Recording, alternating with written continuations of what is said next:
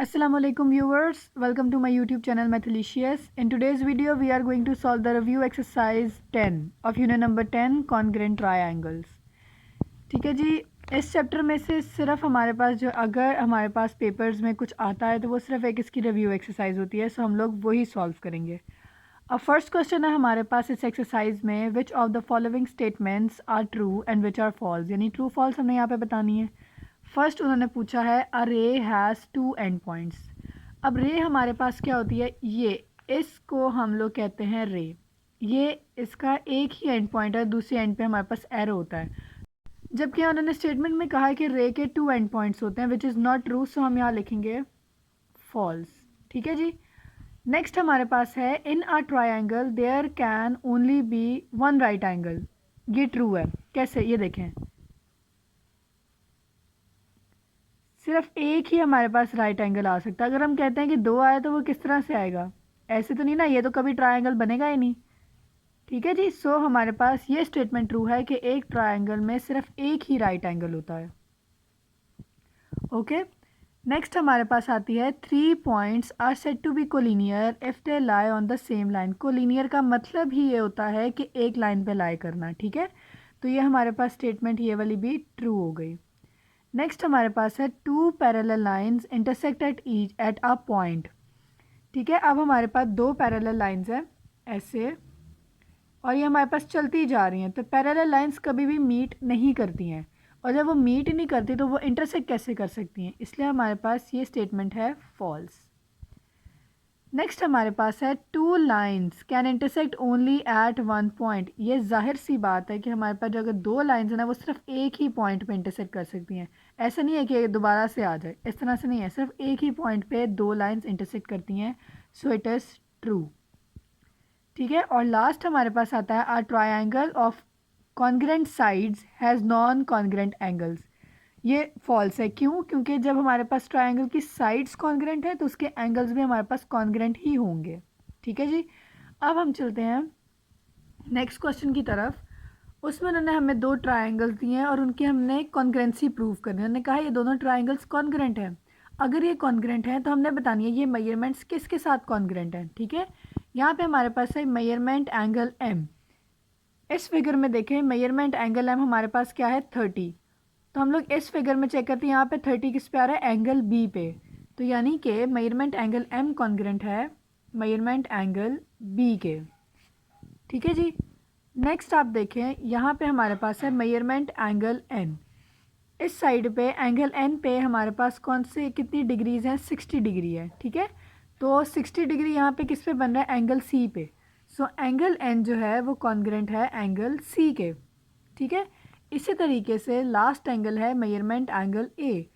अब वो हमारे पास क्या है, 90 डिग्री है। तो हमारे पास यहाँ पे किस फिगर के मतलब सॉरी किस एंगल के इक्वल आएगी, वो है एल। सो हम यहाँ लिखते हैं measurement angle A is congruent to measurement angle L. Question number 2 हमारे पास सॉल्व हो गया है। नेक्स्ट हमारे पास क्वेश्चन है question number 3, if triangle A B C congruent to triangle L M N, यानी कि ये दोनों ट्राइंगल्स अगर हमारे पास कॉन्ग्रेंट हैं तो हमने फाइंड करनी है अननोन एक्स, यानी कि इस एक्स की वैल्यू फाइंड आउट करनी है। ठीक है जी, ये मैं आपको यहाँ पे बुक पे सॉल्व कर देती हूँ। बहुत इजी और छोटा सा इसका आंसर है। हमने सारे एंगल जिस तरह यहाँ पे हम लोगों ने प्रूव किया ना उसी तरह हमने इस ट्राइंगल में करना है। पहले हम लोग देख लेते हैं, मैं मेजरमेंट एंगल सी लेके चलूँगी, सॉरी सी हम लेते हैं एंड पे।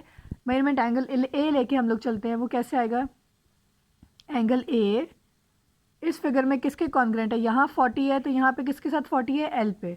सो हम लिखेंगे मेजरमेंट एंगल एल। इसी तरह मेजरमेंट एंगल बी देख लेते हैं, वो हमारे पास इस साइड पे है 80, तो यहाँ पे 80 किस पे है, एम पे। सो यहाँ आएगा मेजरमेंट एंगल एम। और अब अगर हमारे पास ये दोनों इक्वल है, इसका मतलब ये सॉरी कॉन्ग्रेंट हैं, तो इसका मतलब ये है कि एंगल सी भी कॉन्ग्रेंट होगा एंगल एन के, यानी कि मेजरमेंट एंगल सी कॉन्ग्रेंट आ रहा है मेजरमेंट एंगल एन के। इट मीन्स कि एक्स हमारे पास यहाँ पे आएगा 60 डिग्री। ठीक है जी। सो ये हमारे पास इसका आंसर है, एक्स हमने फाइंड आउट कर लिया, वो हमारे पास है 60 डिग्री। हमारे पास है क्वेश्चन नंबर 4, जिसमें उन्होंने कहा है कि हमारे पास ये दो कॉन्ग्रेंट ट्राइंगल्स हैं और हमने इनमें अननोन्स फाइंड आउट करने हैं। एक अननोन यहाँ पे x है और एक अननोन यहाँ पे हमारे पास m है। तो अब हम इसको सॉल्व कर लेते हैं। ठीक है जी, ये हमारे पास इसकी फिगर है। अब इन दोनों लाइंस का मतलब है कि ये दोनों साइड्स इक्वल हैं, यानी ए बी साइड जो है वो ए सी साइड के इक्वल है। जब दोनों साइड्स आपस में इक्वल हैं, आपस में कॉन्ग्रेंट हैं, तो इसका मतलब उनके एंगल्स भी आपस में कॉन्ग्रेंट होंगे। ठीक है, तो फर्स्ट तो हम लोग यहाँ से बनाते हैं, यानी कि 5x किसके इक्वल आएगा, 5x + 5 इक्वल आता है 55 के। ठीक है जी, अब यहाँ से हम लोग x फाइंड आउट कर सकते हैं। वो किस तरह से, यहाँ पे 5 ऐड हो रहा है, दूसरी तरफ जाके सब्ट्रैक्ट होगा। 5x = 50। ठीक है जी, अब 5 यहाँ पे हमारे पास क्या हो रहा है, मल्टीप्लाई हो रहा है, तो दूसरी तरफ जाके हम 5 को करेंगे डिवाइड। सो x हमारे पास आ जाता है यहाँ पे 10। ठीक है, ये हमारे पास x की वैल्यू आ गई। हमने x फाइंड आउट कर लिया। अब हमारे पास रह गया है m फाइंड आउट करने का। अब इन दोनों का मतलब है कि बी डी लाइन जो है वो किसके इक्वल है, डी सी के। ठीक है, यानी कि बी डी जो है हमारे पास है वो इक्वल है डी सी के। तो इनकी मेजरमेंट्स भी आपस में इक्वल होंगी। तो हम लोग लिख लेते हैं 5m - 3 = 2m + 6। ठीक है, अब यहाँ से हमने फाइंड आउट करना है m को। ओके, सो हम लोग क्या करेंगे, m वाली टर्म्स को एक साइड पे करेंगे और कांस्टेंट को हम लोग एक साइड पे कर लेंगे। अब वो किस तरह, ये इस तरह से 5m एज इट इज़। अब 2m यहाँ ऐड हो रहा है, दूसरी तरफ आके सब्ट्रैक्ट होगा। ठीक है, 6 एज इट इज़ रहेगा और 3 यहाँ पे माइनस हो रहा है, तो दूसरी तरफ जाके होगा प्लस। ठीक है जी, ये हमारे पास बन गया 3m = 9। 3 मल्टीप्लाई हो रहा है, इसको हम करेंगे डिवाइड, तो m हमारे पास आ जाती है 3। ये हमने x और m फाइंड आउट कर लिए। So this is the answer. अब ये क्वेश्चन नंबर 5 हमारे पास गिवन है कि in triangle P Q R congruent to triangle A B C. ये जो साइन होता है ना, ये कॉन्ग्रेंसी का होता है।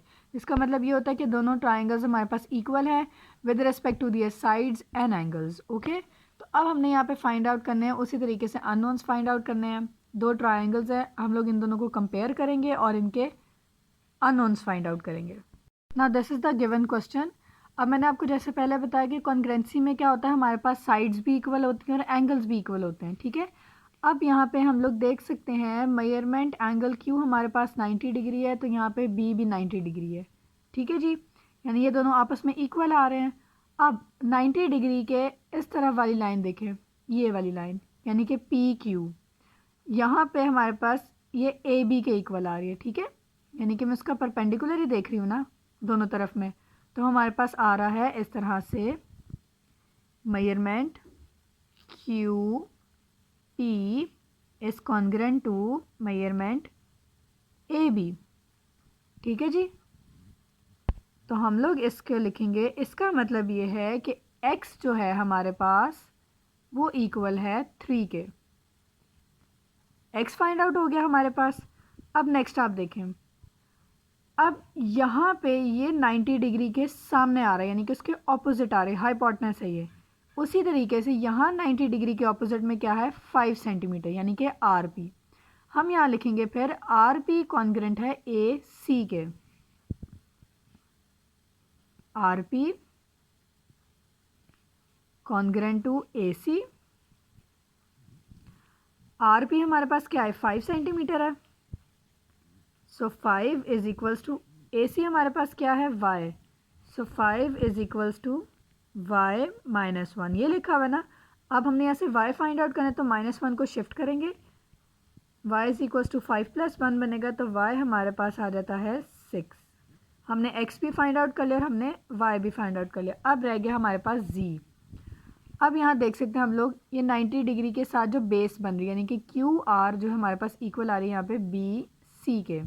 ठीक है, सब लिखेंगे measurement Q R is congruent to measurement B C. ठीक है जी, अब बी सी यहाँ पे जी है और क्यू आर यहाँ पे हमारे पास 4 है। इट मीन्स कि जी हमारे पास किसके इक्वल आ रहा है, 4 सेंटीमीटर के। सो ये हमारे पास आंसर आ गया। So this was the complete video of review exercise 10. Hope so you have understood all the questions. If still you have any problem in any of the question, you can ask me in the comment section.